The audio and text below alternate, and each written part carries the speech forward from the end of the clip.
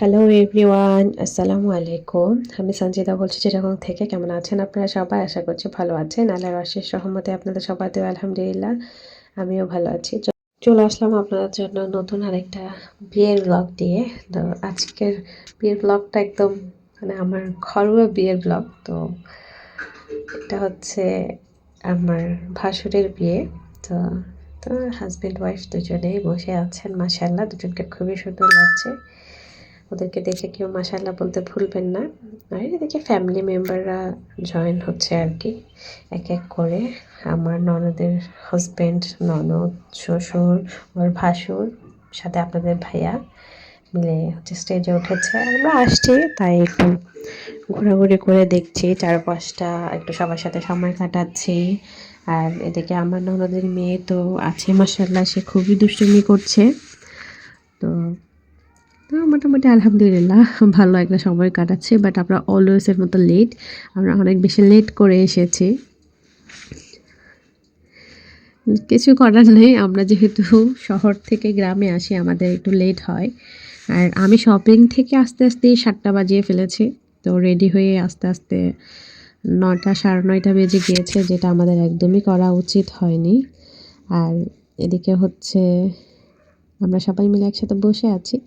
তো টুকটুক করে একটু একটু আপনাদের জন্য ভিডিও নিচ্ছি। অবশ্য আমার ভিডিও নিতে খুবই লজ্জা লাগতেছে, কারণ আমরা লেট, মানে এমন একটা অবস্থা কি বলবো, খুবই লেট হয়ে গেছে। আজকে আমার আশেপাশে একটু নয়েজ শোনা যেতে পারে, যেহেতু বাচ্চারা আছে বাসায়, ওদেরকে চাইলেই তো চুপ করে রাখতে পারতেছি না। ওরা একটু বিরক্ত করছে, যার কারণে হয়তো আপনারা একটু কান্নার আওয়াজ শুনতে পাচ্ছেন। যাই হোক, এখন আমরা খেতে বসে পড়লাম সবাই মিলে। আমরা হচ্ছে এখন বেআইনের টেবিলে বসেছি। আপনাদেরকে তো আমি আগেই বলেছি আমরা একদমই লেট এসেছি। মানে আমরা যখন এসেছি এর কিছুক্ষণ পরেই হচ্ছে খাবার দাবার একদমই শেষ।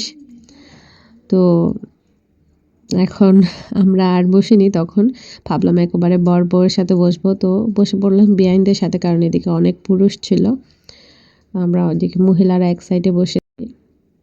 এদিকে অবশ্য অনেকেই বসেছেন, মানে আমার হাজবেন্ড, বউ, বর, ওরা অনেকেই একসাথে বসেছেন। এই তো এখন খাওয়া দাওয়া শেষ করেই আমরা চলে যাচ্ছি আবার স্টেজে। মানে এসেছি তো মাত্র, তেমন একটা ছবি ভিডিও করা হয়নি। তো সবাই আস্তে আস্তে করে ছবি ভিডিও করছে আর কি, সবাই সবার মতো করে। আমরা যেহেতু অনেক লেট করে এসেছি, তো সবার সাথে তো আর তেমন ছবি বা ভিডিও তোলা হয়নি, আর হবেও না আমার মনে হয়, কারণ আমরা খুবই লেট করে এসেছি। আর যেহেতু মানে প্রোগ্রামটা একদমই ঘরোয়া, মানে আমাদের পক্ষ থেকে অনেকটাই ঘরোয়া বলতে পারেন। আমরা গায়ে হলুদও করিনি, মানে মোটামুটি অনেক কিছুই প্রোগ্রাম মিস গিয়েছে, মানে কি বলবো। আমার মানে ভাসুরটা একদম খুবই সিম্পল, মানে সব কিছু পছন্দ করেন, তো যার কারণে ওনার জন্য সব কিছু সিম্পলই রাখা হয়েছে। মানে যতটুকু সিম্পল রাখা যায়, মানে একদম ততটুকুই সিম্পল রাখা হয়েছে। তো বিষয়টা আসলে মানে কি বলবো, আমাদের জন্য খুবই কষ্টের, কারণ আমরা এত সিম্পল বিয়ে চাইনি, কারণ কেমন যেন আমাদের ভালো লাগছে না অত সিম্পল বিয়ে। আমাদের মনে হচ্ছিল যে একটু গর্জিয়াস, একটু মানে সুন্দর নাচ গান হবে, আমরা সবাই মিলে একটু এনজয় করব, এভাবে হলে মানে সুন্দর হবে আর কি, আমাদের ভালো লাগবে। যাই হোক, যতটুকুই হয়েছে আলহামদুলিল্লাহ। তো এখন চলে এসেছে বিদায়ের মুহূর্ত। আসলে এই সময়টা প্রত্যেকটা মেয়ের জন্যই খুবই কষ্টের, খুবই আবেগের, মানে প্রত্যেকটা মেয়ের জন্যই। এটা আমরা যারা বিয়ে করে শ্বশুরবাড়িতে মানে এসেছি আর কি, আমরা খুব ভালো করে বুঝতে পারি আসলে এই সময়টা কতটা হৃদয় বিদারক একটা মেয়ের ফ্যামিলির জন্য, একটা মেয়ের জন্য। তার নতুন জীবন শুরু হতে যাচ্ছে, আজকের পর থেকে তার জীবনটা পুরোটাই অন্যরকম হবে। তো সেই হিসেবে আসলে অনেকটাই ভিন্নতা, অনেকটাই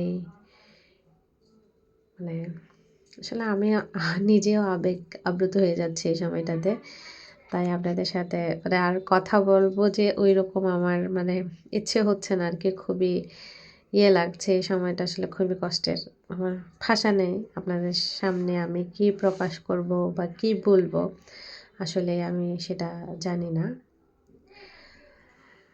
তো এখন বউ নিয়ে চলে যাবে, মানে আমরা বউ নিয়ে চলে যাব। আমরা তো আমাদের বাসায় চলে যাব। আমার খালা শাশুড়ির ওখানে আর যাওয়া হবে না, যেহেতু আমার অনেকগুলো বিড়াল আছে। আর আমরা ওইরকম প্রিপারেশন নিয়ে আসিনি যে আমরা রাতে থাকবো। সবাই অনেক জোর করেছেন যাতে আমরা যাই ওখানে, কিন্তু ওই যে ইচ্ছে করেনি, তাই আর যাওয়া হয়নি। এটা হচ্ছে পরদিন আমরা মানে চেষ্টা করেছি আর কি যত তাড়াতাড়ি যাওয়া যায়, যেহেতু নতুন বউ বাসায় আছে বলে কথা। তো আমরা সবাই মিলে রেডি হয়ে বেরিয়ে পড়লাম। সবাই মিলে বলতে আমরা মহিলারা, যেহেতু আজকে একটা অনুষ্ঠান আছে ওখানে।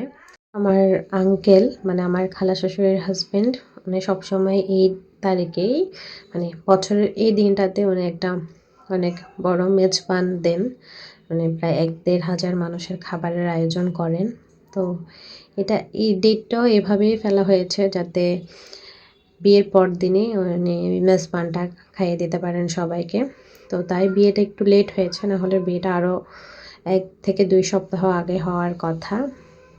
যাই হোক, আহ, যখন হয়েছে রিজিকে যখন ছিল তখনই হয়েছে। তো এখন আমরা নৌকায় উঠে পড়েছি।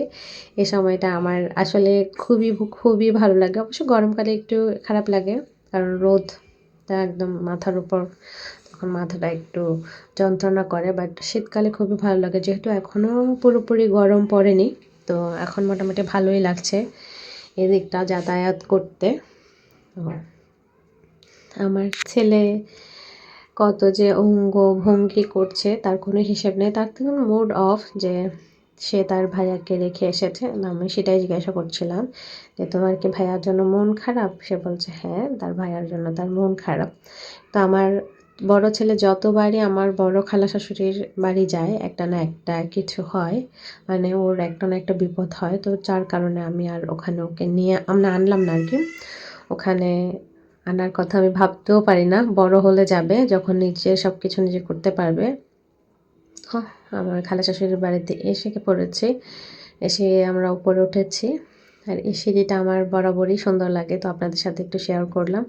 আর এদিকে আমরা সবাই মিলে নাস্তা করতে বসে পড়লাম। এদিকে নাস্তা ছিল পিঠা, চানাচুর, চা, পরোটা, কেক, বিস্কিট। তো সবাই মিলে একসাথে নাস্তা করার পর আমরা এখন খেতে বসে পড়েছি।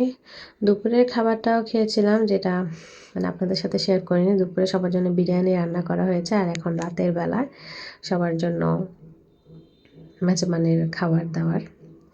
এই তো এটা হচ্ছে নতুন বউ, যেটা আমার পাশে বসে আছে। আমরাও খাবার দাবার খেয়ে নিয়েছি, এখন চলে যাব বাড়ি।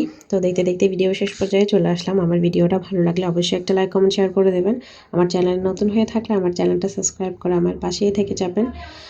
ইনশাআল্লাহ নেক্সট কোনো ভিডিওতে আবার দেখা হবে। সবাই ভালো থাকুন, সুস্থ থাকবেন। আল্লাহ হাফেজ, আসসালামু আলাইকুম।